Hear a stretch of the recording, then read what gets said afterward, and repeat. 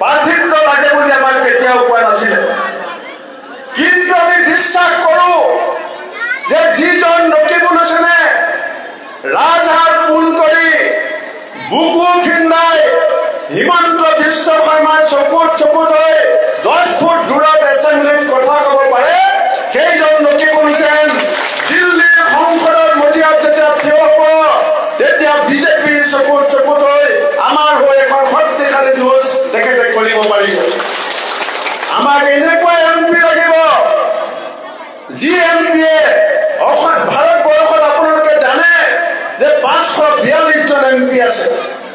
542 জন এমপিৰ মাজত আমি ধুবুৰীৰ পৰা এনেকুৱা এমপি পঠিয়াব লাগিব যাৰ অভিজ্ঞতা আছে, যাৰ সাহস আছে, যাৰ জ্ঞান আছে, যাৰ নিজৰ ওপৰত বিশ্বাস আছে আৰু যি মানুহৰ কাৰণে যুঁজিবৰ কাৰণে সংকল্প আছে।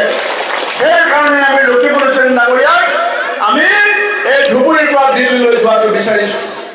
আজি মই জানো যে ৰাইজে ভাবিছে কংগ্ৰেছ আহিলে অৰুণোদয় নাহিব, 5 কেজি চাউল কি হ'ব। ৰাইজ মই সেই কথা আপোনালোকক কৈ থৈ যাম।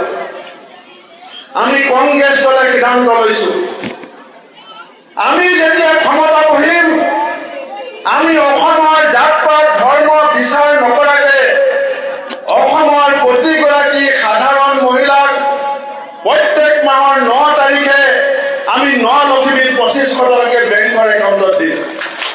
আমি প্ৰতি মাহৰ 9 তাৰিখে 9 লক্ষ্মীত 2500 টকা প্ৰতিগৰাকী সাধাৰণ মহিলাৰ একাউণ্টত আমি দিম। বিজেপিৰ দিনত ইলেক্ট্ৰিচিটি বিল 7 বাৰ বৃদ্ধি পাইছে। আমি যেতিয়া ক্ষমতা পাম অসমৰ সাধাৰণ মানুহক আমি প্ৰত্যেকটো পৰিয়ালক প্ৰতি মাহে আমি 200 ইউনিট বিজুলী বাতি আমি ফ্ৰীকে দিম। অসমত দেশত 30 লাখ চাকৰি খালী হৈ পৰি আছে। আমাৰ নেতা ৰাহুল গান্ধী ডাঙৰীয়া আৰু মাল্লিকাৰ্জুন খাৰ্গে ডাঙৰীয়াই চহী কৰি এখন দলিল জিলা সভাপতি ডক্টৰ মতিউৰ ৰহমান মণ্ডলৰ হাতত দিছে, আপোনালোকক দিব। আমি শাসনত অহাৰ 30 দিনৰ ভিতৰত আমি 30 লাখ যুৱক যুৱতীক ধৰ্ম বৰ্ণ নিৰ্বিশেষে চৰকাৰী চাকৰিত মকৰল কৰিম। গেছ চিলিণ্ডাৰ আপোনালোকে খবৰ ল'ব। কৰ্ণাটকত কংগ্ৰেছ চৰকাৰ চিলিণ্ডাৰৰ দাম 500 টকা, তেলেংগানাত কংগ্ৰেছ চৰকাৰ চিলিণ্ডাৰৰ দাম 500 টকা, হিমাচলত কংগ্ৰেছ চৰকাৰ চিলিণ্ডাৰৰ দাম 500 টকা। ৰকিবুল হুছেইনক শিকাই দিয়ক ধুবুৰীটো চিলিণ্ডাৰৰ দাম হ'ব 500 টকা। এই কথা মই আপোনাক কৈছো। যিমান চৰকাৰী চাকৰিয়াল আছে সকলো চৰকাৰী চাকৰিয়ালে অল্ড পেঞ্চন পলিচি বিচাৰে। অসমৰ মুখ্যমন্ত্ৰীয়ে কৈছে যে অল্ড পেঞ্চন স্কিম দিব নোৱাৰো, যদি অল্ড পেঞ্চন স্কিম দিম তেতিয়াহ'লে মোৰ চৰকাৰ নচলা হৈ যাব। এইবাৰ চৰকাৰৰ দৰমহা দিবলৈ পইচা নাছিল, বেংকৰ পৰা লোন লৈ দৰমহাৰ ব্যৱস্থা কৰিবলগীয়া হৈছিল। আমি কংগ্ৰেছ দলে যেতিয়া ক্ষমতা পাইছো, য'ত ক্ষমতা পাইছো আমি অল্ড পেঞ্চন স্কিম দিছো আৰু অসমৰ প্ৰত্যেকজন কৰ্মচাৰীক আমি অল্ড পেঞ্চন স্কিম দিব বিচাৰো। ৰাইজসকল, এতিয়া ভোটৰ আগে আগে অংগনবাদী কৰ্মীৰ গুৰুত্ব দিব বিজেপিয়ে, আজমল ডাঙৰীয়াৰো গুৰুত্ব দিব। আমাৰ দলৰ নেতা কৰ্মী ৰাইজক মই কম, অংগনবাদী কৰ্মীসকলক সুধিব, যোৱা 5 বছৰ বিজেপিৰ চৰকাৰৰ শাসনকালত এদিন নহয়, 2 দিন নহয়, 3 দিন নহয়, 4 দিন নহয়, 16 দিন একেৰাহে অংগনবাদী কৰ্মীয়ে গুৱাহাটীত আন্দোলন কৰিছিল। এজন মন্ত্ৰীয়ে খবৰ ল'বলৈ নগ'লে। অংগনবাদী কৰ্মী ৰাজপথৰ আন্দোলন, আশা কৰ্মী ৰাজপথৰ আন্দোলন, ৰান্ধনীসকলৰ আন্দোলন, গাঁওবুঢ়াসকলে আন্দোলন কৰি আছে, টেটৰ টিচাৰে আন্দোলন কৰি আছে, কম্পিউটাৰ টিচাৰে আন্দোলন কৰি আছে, ভেঞ্চাৰ স্কুলৰ টিচাৰে আন্দোলন কৰি আছে। এইসকল মানুহক চৰকাৰে বৰ গুৰুত্ব নিদিলে। গণতান্ত্ৰিক যি আন্দোলন সেই আন্দোলন সন্মান নকৰে আমি কংগ্ৰেছ দলে আমি আশা কৰ্মী অংগনবাদী ৰান্ধনী টেটৰ টিচাৰ কম্পিউটাৰ টিচাৰ ভেঞ্চাৰ স্কুলৰ টিচাৰ এইসকলৰ দায়িত্ব আমি কাম পাতি ল'ব বিচাৰিছো আৰু সেই দায়িত্ব আমি ৰকিবুল হুছেইন ডাঙৰীয়াৰ হাতত দিব বিচাৰিছো এইসকলৰ হৈ যুঁজিবৰ কাৰণে এওঁলোকৰ প্ৰাপ্য অধিকাৰ তেওঁলোকৰ হাতত দিবৰ কাৰণে যি তেওঁলোকৰ আন্দোলনত বিজেপিয়ে গুৰুত্বহীন কৰিলে সেই তেওঁলোকৰ প্ৰাপ্য আন্দোলন গুৰুত্ব বৃদ্ধি কৰিবৰ কাৰণে দিল্লীৰ সংসদৰ মজিয়াত আপোনালোকৰ কণ্ঠ হ'বৰ কাৰণে ৰকিবুল হুছেইন ডাঙৰীয়াক আপোনালোকে এবাৰ সমৰ্থন দিয়ক ৰাইজসকল আমাৰ এই অঞ্চলৰ বেছিভাগ মানুহ কৃষক বেছিভাগ মানুহ শ্ৰমিক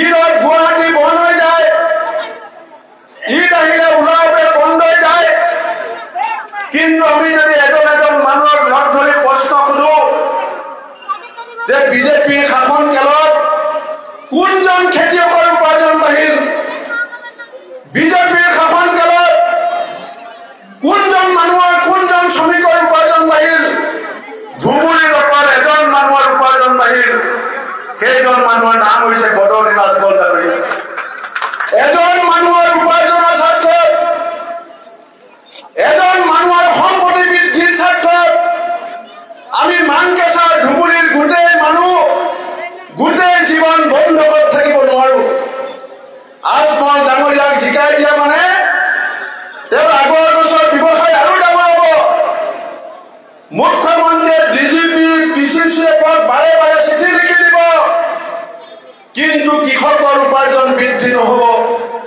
শ্ৰমিকৰ উপাৰ্জন বৃদ্ধি নহ'ব সেইকাৰণে ৰাইজসকল আজমল ডাঙৰীয়া এজন ভাল মৌলানা হ'বও পাৰে নহ'বও পাৰে মই নাজানো কিন্তু আজমল ডাঙৰীয়া এজন অতি স্বাৰ্থপৰ ৰাজনীতিক নিজৰ স্বাৰ্থৰ কাৰণে যিজন মানুহে নিজৰ ধৰ্ম জাতি আৰু সম্প্ৰদায় হিমন্ত বিশ্ব শৰ্মা বিজেপিৰ গুৰিত বন্ধকত থবলৈ কুণ্ঠাবোধ নকৰে সেইকাৰণে মই বৰ দীঘলীয়াকে নকওঁ মই ধন্যবাদ দিম যে ইমান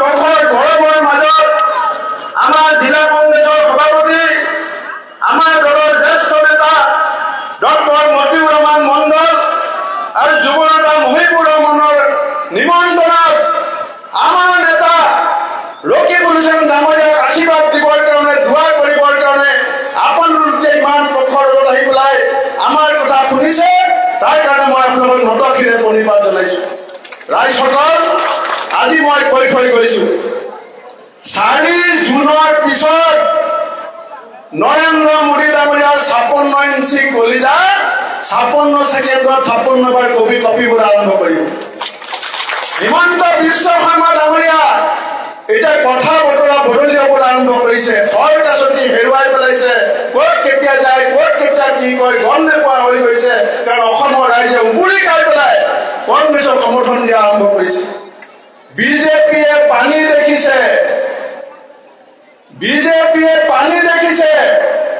পানীৰ তলৰ কাঁইট বিজেপিয়ে দেখা নাই যিদিনাখন বেৰত বাকচত ভোট পৰিব যিদিনাখন ভোটৰ গন্তি হ'ব সেইদিনাখন বিজেপিয়ে পানী নেদেখে পানীৰ তলৰ কাঁইট দেখা পাব অসমৰ মানুহক তেওঁলোকে ভোট দিয়া মানুহ বুলি ভাবে ভোটাৰ বুলি ভাবে হিতাধিকাৰী বুলি ভাবে জাতিৰ যি আত্মসন্মান ধন্যবাদ মই ইতিমধ্যে মোৰ কৈ হৈছিলে মই সকলোকে সেৱা জনাই মোৰ বক্তব্য সামৰিছো বন্দে মাতৰম জয় অসম